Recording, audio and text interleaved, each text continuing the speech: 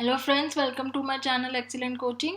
CBSE का question paper discuss कर रहे थे। अब उसका लास्ट सेक्शन रह गया है, सेक्शन ई। और इसके अंदर आपके 6 मार्क्स के 2 क्वेश्चंस आते हैं और दोनों में ही चॉइसेस है। तो क्वेश्चन नंबर 31 जो है उसका पहला ऑप्शन है, how do you define personality, explain any one approach to the study of personality. एकदम डायरेक्ट क्वेश्चन है, आपकी चैप्टर नंबर 2 में इसे क्वेश्चन दिया हुआ है, जिसमें आपने पर्सनालिटी की डेफिनेशन भी पढ़ी थी और उसमें बहुत सारी अप्रोचेस भी हमने पढ़ी थी।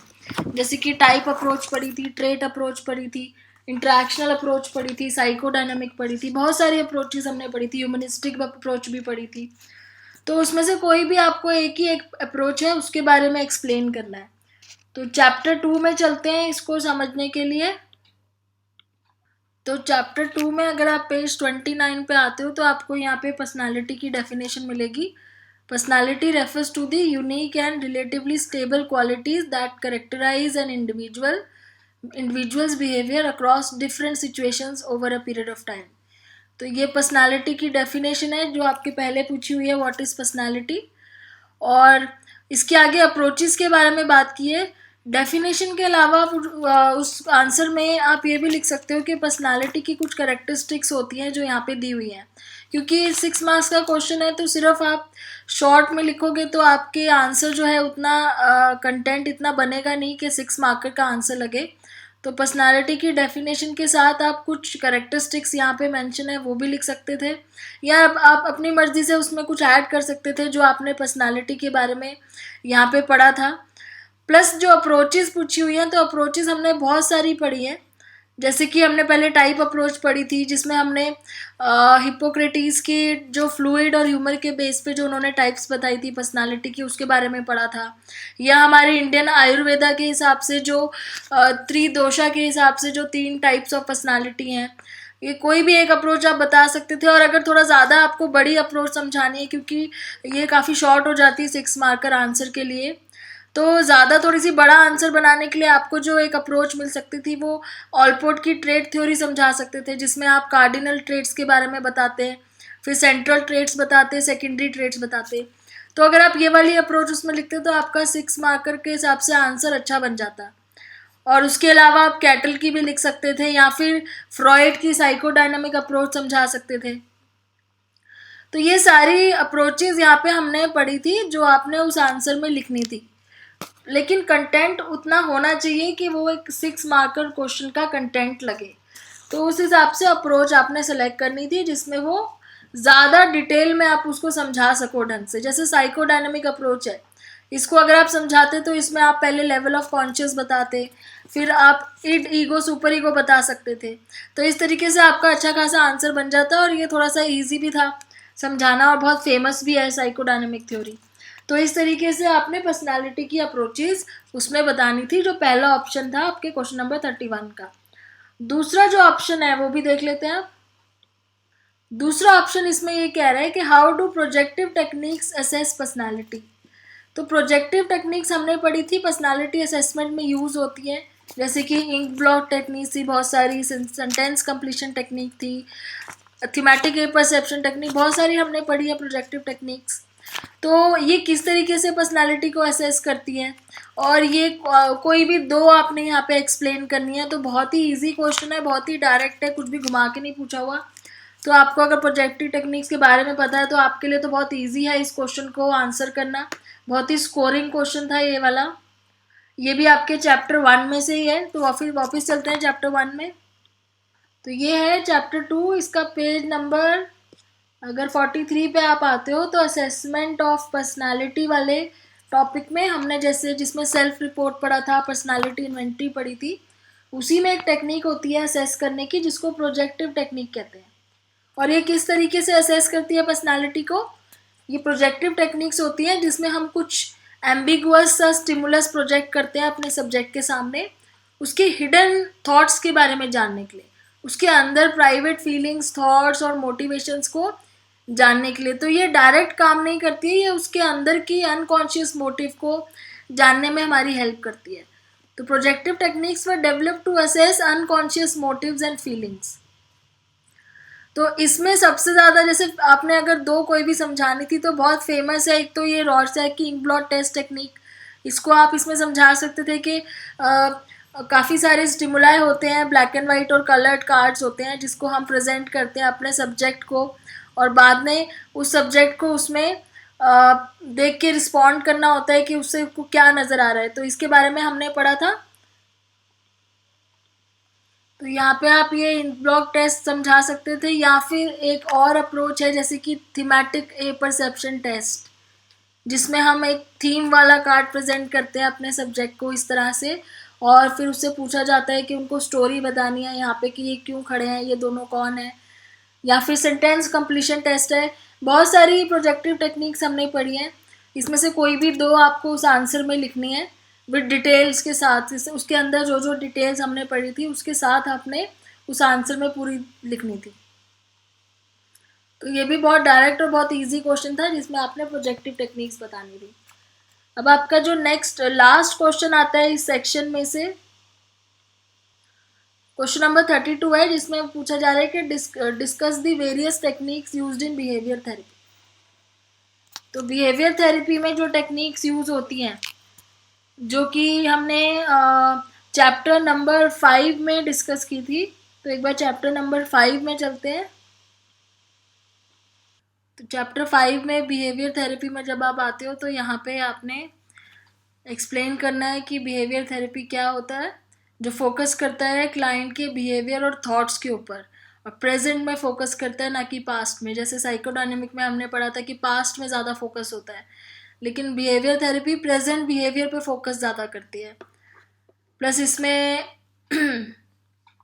कुछ टेक्निक्स और इंटरवेंशंस यूज़ की जाती हैं बिहेवियर को मॉडिफाई करने के लिए, फोबियाज वगैरह जैसे होते हैं उनको ठीक करने के लिए। जैसे हमने पढ़ा था कि डीसेंसिटाइजेशन की टेक्निक यूज़ की जाती है, या फिर टोकन इकोनॉमी। तो मेथड ऑफ ट्रीटमेंट क्या इन्वॉल्व होता है बिहेवियर थेरेपी में, कि जो हमारा मेल फंक्शन बिहेवियर है, जिस बिहेवियर को हमने चेंज करना है, उससे पहले होने वाला जो फैक्टर है, एंटीसीडेंट फैक्टर है जिस वजह से वो बिहेवियर हो रहा है, उसको नोट डाउन करना है कि उसको कैसे रिमूव किया जा सकता है। और दूसरी चीज़ होती है मेंटेनिंग फैक्टर, जो उस बिहेवियर को मेंटेन करके रखता है। तो ये इसका ट्रीटमेंट का प्रोसेस होता है कि उससे पहले क्या चीज़ है जिसकी वजह से वो मेल फंक्शन बिहेवियर हो रहा है, और बाद में ऐसी कौन सा फैक्टर है जो उसको मेंटेन करके रखता है। तो बिहेवियर थेरेपी ऐसे करी जाती है, इस तरीके से आपने इसको एक्सप्लेन करना था। प्लस इसमें जो टेक्निक्स यूज़ होती हैं वो जैसे रीइंफोर्समेंट की टेक्निक होती है, हमने लर्निंग में भी पढ़ा था। पॉजिटिव रीइंफोर्समेंट होती है या नेगेटिव रीइंफोर्समेंट करते हैं। पॉजिटिव रीइंफोर्समेंट में क्या होता है, आप कोई चीज़ उसको सब्जेक्ट को देते हो, जब वो डिज़ायर्ड रिस्पॉन्स देता है तो आप उसको कोई ऐसी चीज़ देते हो जो उसको जिसको वो डिज़ायर करता है, जब वो उसको बोलते हैं पॉजिटिव रीइंफोर्समेंट। या फिर नेगेटिव रीइंफोर्समेंट होती है जब आप उससे वो चीज़ हटा देते हो जो चीज़ उसको नहीं चाहिए, तो ये भी एक तरह की रीइंफोर्समेंट होती है। तो जैसे किसी को किसी पर्टिकुलर वेदर से प्रॉब्लम है, तो आप उसको उस जगह से कहीं और ले जाओ जहाँ पे वेदर प्लेजेंट है, तो वो हो गया नेगेटिव रीइंफोर्समेंट कि आपने उसके उसके पास से वो चीज़ हटा दी जिससे उसको प्रॉब्लम हो रही है। तो ये रीइंफोर्समेंट का भी यूज़ किया जाता है। प्लस इसमें हमने ये भी पढ़ा था कि टोकन इकोनॉमी जैसी चीज़ें यूज़ होती हैं। जैसे कोई अगर डिज़ायर्ड रिस्पॉन्स देता है तो आप उसको टोकन देते हो, उस टोकन का यूज़ करके वो आगे कोई और चीज़ ले सकता है। टोकन इकोनॉमी के बारे में पढ़ा था। प्लस मॉडलिंग टेक्निक के बारे में पढ़ा था बिहेवियर थेरेपी में, कि मॉडलिंग टेक्निक करते हैं जिसमें किसी को देख के, आप बंड्यूरा ने बताया था कि ऑब्जर्व करके लर्निंग करी जा सकती है, वाइकेरियस लर्निंग हो सकती है। फिर डीसेंसिटाइजेशन भी पढ़ा था। सिस्टमैटिक डीसेंसिटाइजेशन में आप उसके फोबिया ट्रीट करते हो सब्जेक्ट के, और वो आप कैसे करते हो, आप उस चीज़ से एक्सपोज करते हो उस पर्सन को, और उसके बाद धीरे धीरे उसको रिलैक्स करना सिखाते हो साथ साथ। तो वो एक्सपोज होता है जब कोई ऐसी चीज़ से जिससे वो डरता है, प्लस साथ में रिलैक्सेशन टेक्निक का यूज़ करता है, तो धीरे धीरे उसके अंदर से वो एंग्जाइटी ख़त्म हो जाती है। तो बहुत सारी टेक्निक्स हमने बिहेवियर थेरेपी में पढ़ी थी जो आपने इस पर्टिकुलर आंसर में लिखनी थी। फिर इसके अलावा अगर यहाँ पे ये क्वेश्चन थोड़ा सा जिसको भी लगा टफ है, तो उसके लिए दूसरा ऑप्शन और था, जैसे कि explain the key features of cognitive therapy. तो बिहेवियर थेरेपी के अलावा कॉग्निटिव थेरेपीज़ भी हमने इसी चैप्टर में पढ़ी हैं। एल्बर्ट एलिस की थी, उसमें एरन बेक की थी। एल्बर्ट एलिस की कौन सी थी, RET रिलेटिव इमोटिव थेरेपी। तो चलते हैं उसी चैप्टर में देख लेते हैं एक बार फिर से। तो कॉग्निटिव थेरेपी वाले टॉपिक में अगर आप आते हो तो यहाँ पे आपको सबसे पहले एल्बर्ट एलिस की मिलेगी, जो आपके क्वेश्चन में पूछी हुई है, इरेशनल इमोटिव थेरेपी। तो central thesis of this therapy is that irrational beliefs mediate between antecedent event and consequences, कि जो इसमें बेसिकली फोकस ये था थेरेपी का कि जो सब्जेक्ट के माइंड में जो इरेशनल बिलीव्स आते हैं, इलॉजिकल जो उसकी थिंकिंग है, जिसके पीछे कोई लॉजिक नहीं है, जो बहुत ही इमोशनल होके वो सोचता है, वही सारी चीज़ें होती है जिसकी वजह से वो बिहेव इस तरीके से करता है जो नहीं करना चाहिए। तो यहाँ पे फोकस ये था कि कैसे उसकी थिंकिंग को चेंज किया जा सके, कैसे उसके इरेशनल बिलीफ को चेंज किया जा सके, उसके जो थॉट्स होते हैं जिसमें वो इस तरह की चीज़ें यूज़ करता है, जैसे शुड हो गया, मस्ट हो गया। जैसे एक एग्जांपल है कि एवरीवन शुड बी लवेबल, इस तरह की बातें वो बोल रहा है कि आइडियली सबको क्या होना चाहिए, आइडियली सबको क्या करना चाहिए, one should be loved by everybody. तो अगर वो इस तरह के थॉट्स लेके सब्जेक्ट घूम रहा है और जब वो ये थॉट्स उसके पूरे नहीं हो पाते हैं, फुलफिल नहीं हो पाते हैं, तो उसके अंदर प्रॉब्लम्स क्रिएट होती हैं।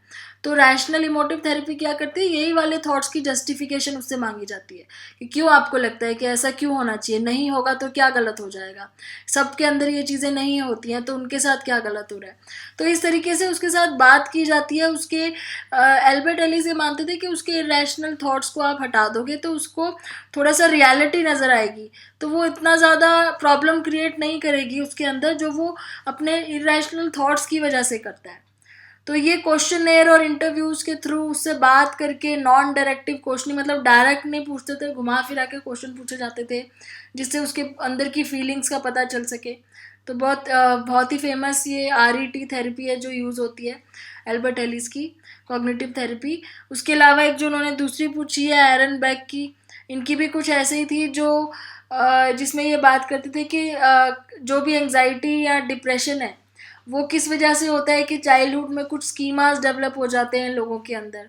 अब जो क्लाइंट है, जो जो निगलेक्ट हुआ है उनके उसके पेरेंट्स की वजह से, उन्होंने उसको निगलेक्ट किया है, तो उसके अंदर एक स्कीमा डेवलप हो गया है कि आई एम नॉट वांटेड, तो वो वही स्कीमा उसकी पूरी लाइफ टाइम उसको परेशान करता रहता है।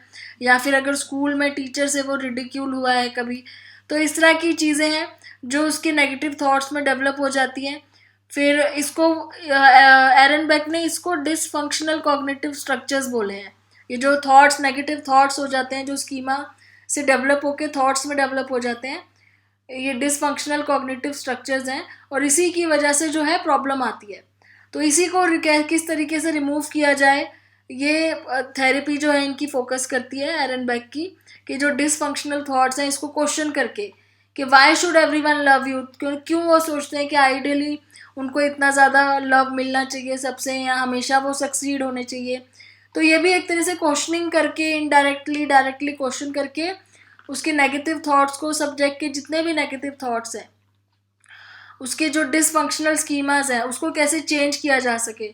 क्योंकि ये कॉग्निटिव थेरेपी है तो ये कॉग्निशन को डायरेक्ट करती है। कॉग्निशन मतलब जो हमारे माइंड के अंदर जो हमारी थिंकिंग है, जो रीजनिंग है, जो गलत तरीके से रीजनिंग चल रही है हमारे माइंड में, उसको डायरेक्ट करती है ये थेरेपी। तो ये दोनों ही बहुत फेमस थेरेपीज़ हैं जो पूछी हुई हैं आपके क्वेश्चन में, और आप बड़े आराम से लिख सकते थे क्योंकि डायरेक्ट क्वेश्चन है, कुछ ऐसे इन्होंने इनडायरेक्टली नहीं पूछा हुआ एग्जाम्पल देके, तो डायरेक्ट क्वेश्चन दिया हुआ था। तो यहाँ पे फिर आपका ये 6 मार्क का आंसर बन जाता है आराम से, अगर आप दोनों थेरेपीज़ को थोड़ा थोड़ा भी एक्सप्लेन कर देते।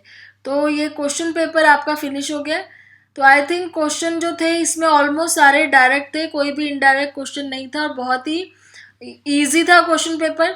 2-4 जो चीज़ें इन्होंने इनडायरेक्टली जो पूछी थी, जैसे क्वेश्चन नंबर 30 था ये अंगद वाला, जिसमें इन्होंने इमोशनल इंटेलिजेंस की, इसमें भी इन्होंने हिंट तो दे ही दिया था कि आपको इमोशनल इंटेलिजेंस समझाना है।